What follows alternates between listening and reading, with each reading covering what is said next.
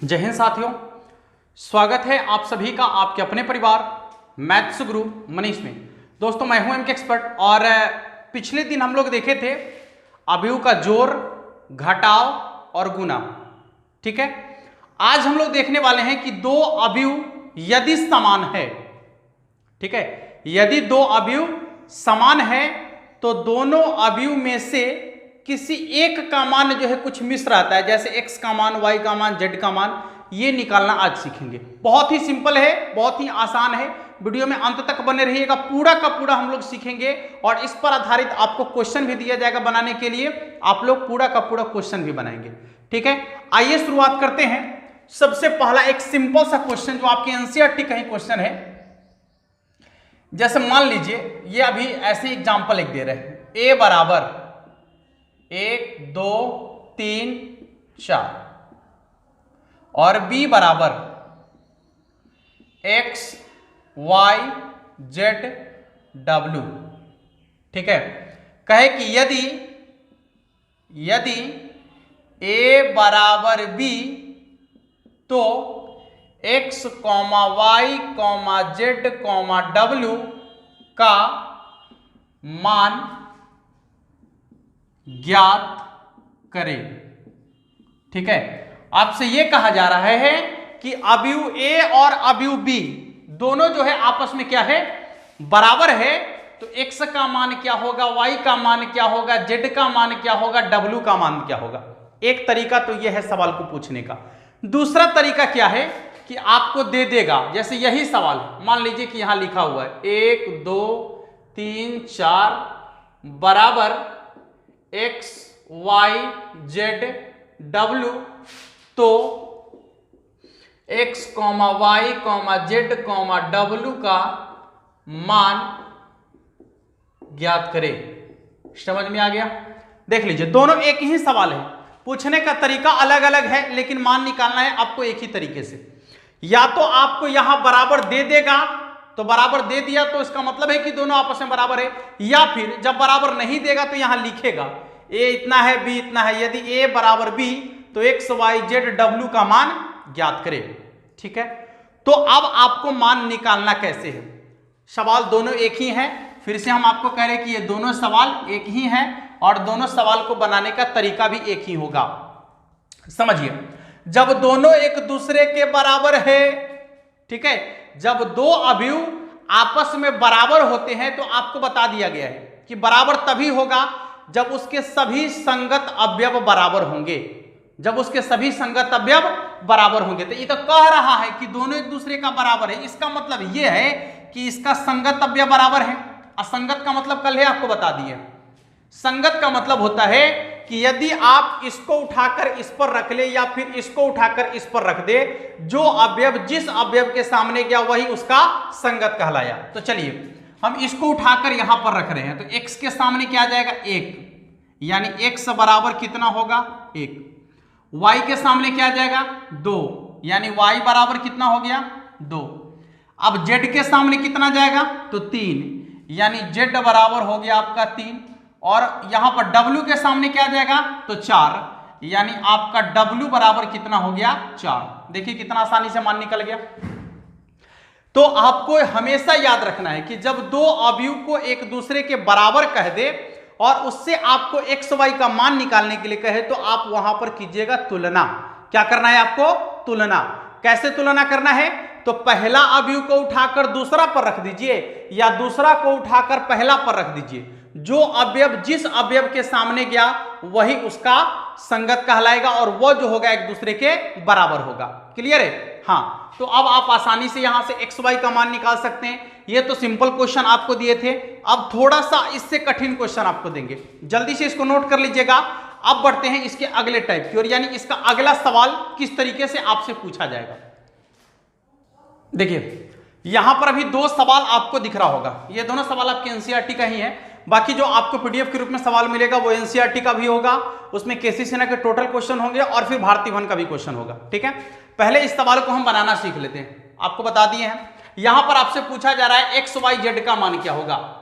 x y z का मान ज्ञात करें। एक्स वाई जेड का मान ज्ञात करें।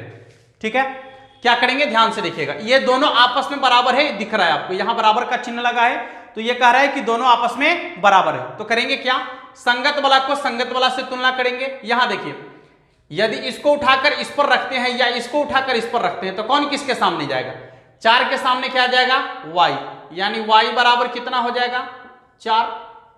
ठीक है, अच्छा देखिए यहां 3 के सामने कौन जाएगा, z, तो यहां हो गया z बराबर 3। अच्छा x के सामने क्या जाएगा 1, यानी x बराबर कितना हो गया आपका 1। एक्स वाई जेड का मान निकल गया, देखिए ठीक से एक्स वाई जेड का मान निकल गया आसानी से है। चलिए अब बढ़ते हैं यहां पर दूसरे सवाल की ओर। देखिए दूसरा सवाल में क्या है, यहां पर आपको दो अलग अलग है, यानी x प्लस वाई, ये किसके साथ जाएगा 6 के साथ। ठीक है, चलिए तो यहां लिखेंगे x प्लस वाई बराबर 2। इसके बाद दूसरा यहां देखिए 5 प्लस जेड किसके साथ जाएगा 5 के साथ, नहीं यहां तो 2 बराबर 2 है, इससे तो कोई टेंशन आपको है नहीं, तो यहां हो जाएगा आपका 5 प्लस जेड बराबर 5। ठीक है, यहां से जेड का मान तो निकाल सकते हैं, जेड बराबर ये प्लस में इधर माइनस में जाएगा तो 5 माइनस 5 यानी जेड बराबर हो गया 0, जेड का मान तो 0 निकल गया।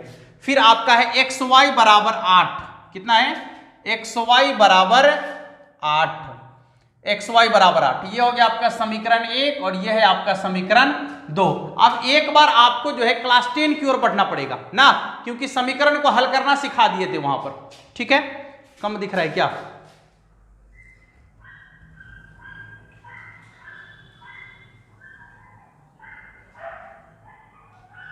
चलिए तो क्या करेंगे, ये समीकरण 1 है, ये समीकरण 2 है। यदि यहां से देखिएगा, यहां से x का मान निकालते हैं तो क्या हो जाएगा 2 माइनस वाई, नहीं होगा है, x के जगह पर 2 माइनस वाई, तो जहां x यहां दिख रहा है 2 माइनस वाई रखेंगे, 2 माइनस वाई इंटू वाई बराबर कितना है 8।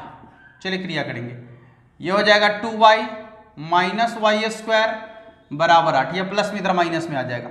ठीक है, minus y square plus 2y minus 8 बराबर 0, यहां से माइनस कॉमन ले लेते हैं, Y square minus 2y plus 8 बराबर 0, माइनस कॉमन लेने पर क्या होता है, ये चीजें आपको मालूम होगा कि जब हम माइनस कॉमन लेते हैं तो अंदर वाले का चिन्ह बदल जाता है, प्लस से माइनस, माइनस से प्लस।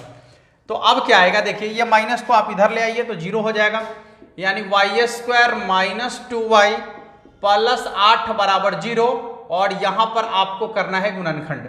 कैसे करेंगे ये आप लोग को मालूम होगा, बहुत ही सिंपल होता है।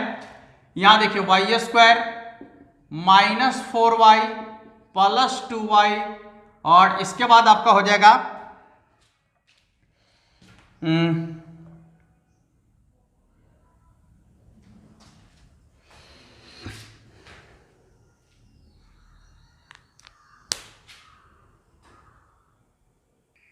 एक चीज गलती हुआ है, ध्यान से देखिएगा, यहाँ x प्लस वाई बराबर तो 6 है ना, यहां पर गलती से 2 लिखा गया है, तो ये हो जाएगा आपका, ये y प्लस में यहां हो जाएगा 6 माइनस वाई। ठीक है, 6 माइनस वाई, यहां भी लिखेंगे वही चीज same to same, 6 minus y. अब इसके बाद वाला मिटा लेते हैं थोड़ा सा,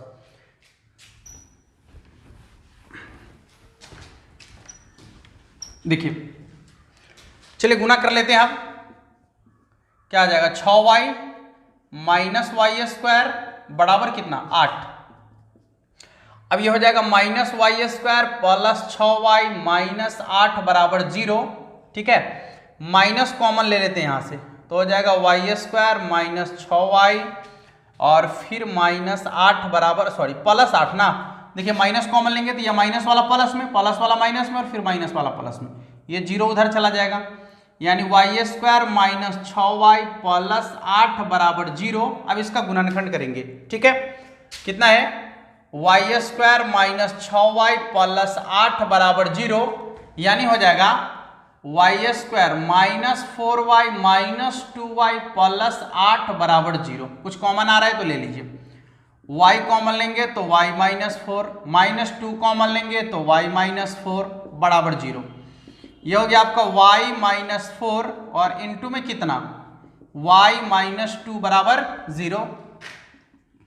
देखिए y माइनस 4 बराबर 0 और फिर y माइनस 2 बराबर 0, इसलिए y बराबर 4 और यहाँ y बराबर 2 ना। y का 2 को मान निकल के आया, एक तो है आपका 4 और एक निकल के आया 2। अब आप यदि y का मान यहां पर रखते हैं, यहां पर y का मान रखते हैं तो x का मान निकल रहा है। ठीक है, देख लीजिए, लिखेंगे y बराबर 4, तो जब यहां y का मान रखेंगे तो कितना होगा, x माइनस 6 x बराबर 6 माइनस y है, लेकिन y की जगह 4 रखना है तो 6 में 4 घट गया, कितना हो गया 2। जब x बराबर 4 रखेंगे तो y बराबर 2 निकलेगा, y बराबर 4 रखेंगे तो x बराबर 2 निकलेगा। और दूसरा है जब y बराबर 2, तो देख लीजिएगा x बराबर हो जाएगा 6 माइनस 2 यानी 4। देख लीजिए x y का मान निकल गया आसानी से। ठीक है, x y z तीनों का मान निकल गया, इसको नोट कर लीजिए जल्दी से। और एक सवाल और है जिस पर हम लोग बात करेंगे, और कुछ सवाल आप लोग को बनाने के लिए दिया जाएगा। छोटा छोटा वीडियो हम लेकर आ रहे हैं, लेकिन क्वेश्चन उस पर ज्यादा से ज्यादा आपको मिल रहा है बनाने के लिए। तो आपका प्रयास होगा कि क्वेश्चन ज्यादा से ज्यादा आप लोग अपने से बनाइए। ठीक है, जितना ज्यादा से ज्यादा क्वेश्चन हो आप अपने से बनाइएगा तो ही ज्यादा समझ में आएगा आपको। हम केवल आपको सिखाएंगे, क्वेश्चन आपको खुद से बनाना है। ठीक ना। हाँ, और ये सब छोटी छोटी क्रिया तो क्लास 10 क्लास 9 में आप लोग सीख चुके होंगे।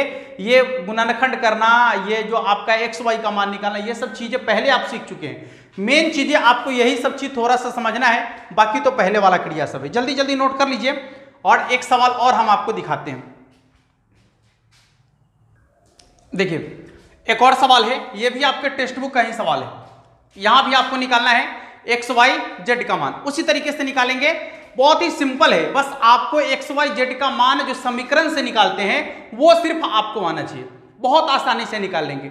नहीं आता है तो सीख लीजिए, अभी हम आपको बता रहे हैं, सीख लीजिए आसानी से। एक एक क्वेश्चन बना सकते हैं। समीकरण को सॉल्यूशन करने आ गया, एक्स वाई जेड का मान निकालने आ गया, आपको हो गया बात खत्म। चलिए देखिए क्या बोले हैं कि जब दोनों आपस में बराबर होगा तो संगत वाला के साथ जाएगा ना। ये देख लीजिए, यही होगा, यानी आ जाएगा x plus y plus z बराबर 9। फिर है आपका x प्लस जेड बराबर 5 और y प्लस जेड बराबर 7। ये आपका समीकरण 1, समीकरण 2 और इसको मान लीजिए समीकरण 3। इत्मीनान से देखिएगा। पहले देखिए क्या है, यहां है x plus y plus z बराबर 9 और यहां y प्लस जेड बराबर 7।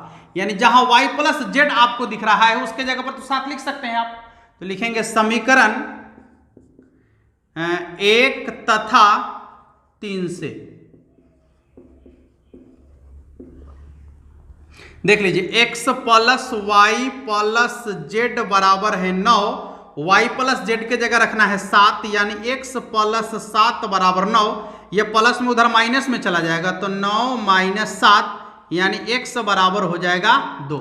x का मान कितना हो जाएगा 2 के बराबर। अच्छा अब आगे चलिए, x का मान निकल गया। देखिए यहां पर जैसे ही x का मान यहां रखेंगे, समीकरण मान लीजिए ना कि समीकरण 2 में यदि x का मान रखेंगे तो z का मान निकलेगा।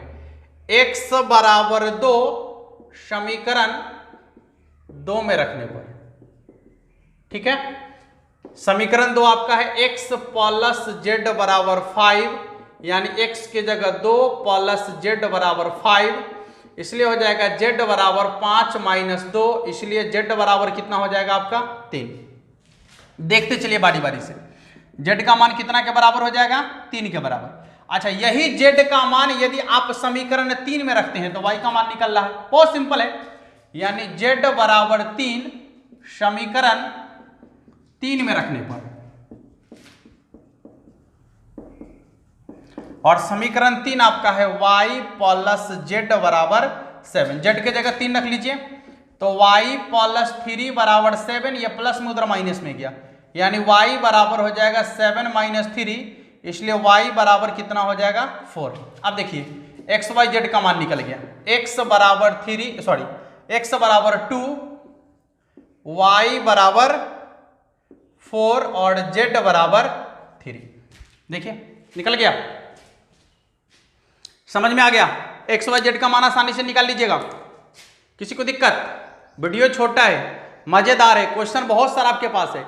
आप लोग इतना ही टास्क को पूरा कीजिए ना, बहुत अच्छा कर पाएंगे आप। ठीक है, जितना हम आपको बनाने के लिए दे रहे हैं या जो वीडियो में दे रहे हैं उसको बनाने के लिए करें, उसको आप बनाइए सभी लोग। जितना ज्यादा से ज्यादा बनाइएगा उतना ज्यादा मजा आएगा आपको। ठीक है, चलिए फिर मिलेंगे कल इसके आगे वाले कॉन्सेप्ट को लेकर। आज के लिए इतना ही। जय हिंद।